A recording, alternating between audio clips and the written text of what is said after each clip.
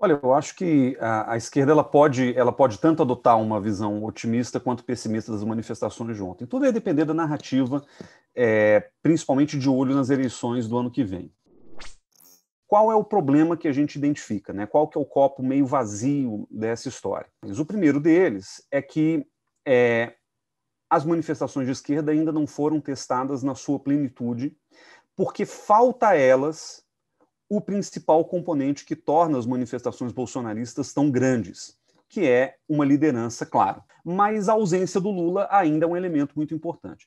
O que me leva a me perguntar, como cientista político, qual é o cálculo de o Lula não se engajar nessas manifestações, de o Lula não investir energia e esforço, e capital político, digamos assim, para mobilizar mais gente para a rua.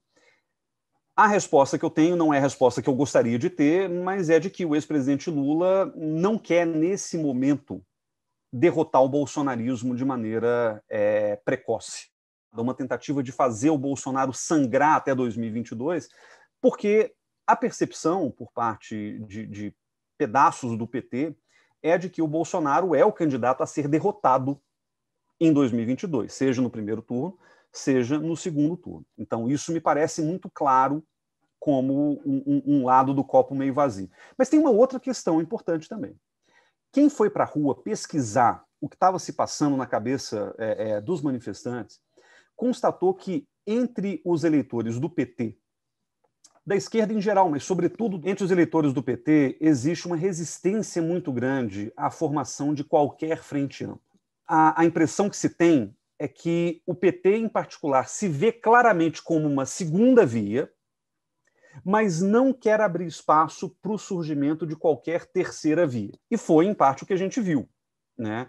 O Ciro sendo vaiado, jogaram coisa nele. Nesse sentido, né, a ausência de um consenso amplo contra o Bolsonaro e a ausência da figura mais importante da esquerda nacional, de longe, que é o ex-presidente Lula, isso acaba limitando muito os movimentos da esquerda na rua, acabam dando uma certa colher de chá ao Bolsonaro, que vai poder contabilizar na sua narrativa de que as manifestações dele foram maiores, mas, de uma certa forma, isso faz parte do cálculo eleitoral esperado para os partidos de esquerda e para, na verdade, qualquer oposição ao Bolsonaro nesse momento.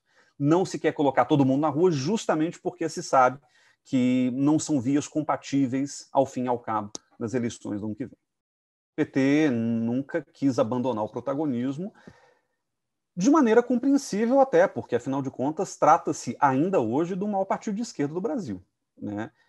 E de um dos maiores partidos brasileiros. Então, o desafio do Lula é: o PT tem condição de vencer o Bolsonaro sozinho? Tem. Os números indicam que sim. Agora, ele tem condição de governar um Brasil dividido, um Brasil socialmente rachado, cujas forças políticas também são antipetistas, elas são antibolsonaristas também, mas elas ainda carregam um legado do antipetismo? Essa é a grande dificuldade. Então, o Lula poderia pensar numa formação de frente ampla já nas eleições. Agora, que frente ampla será essa? Se vai ser uma frente ampla com Ciro, se vai ser uma frente ampla com o MDB, se vai ser uma frente ampla com o Centrão. A gente não sabe exatamente que formato ela vai ter. Mas que é importante que isso seja pensado pré-eleitoralmente, para evitar um desgaste pós-eleitoral, talvez irreversível. Eu acredito que a sabedoria ela passe justamente por essa percepção.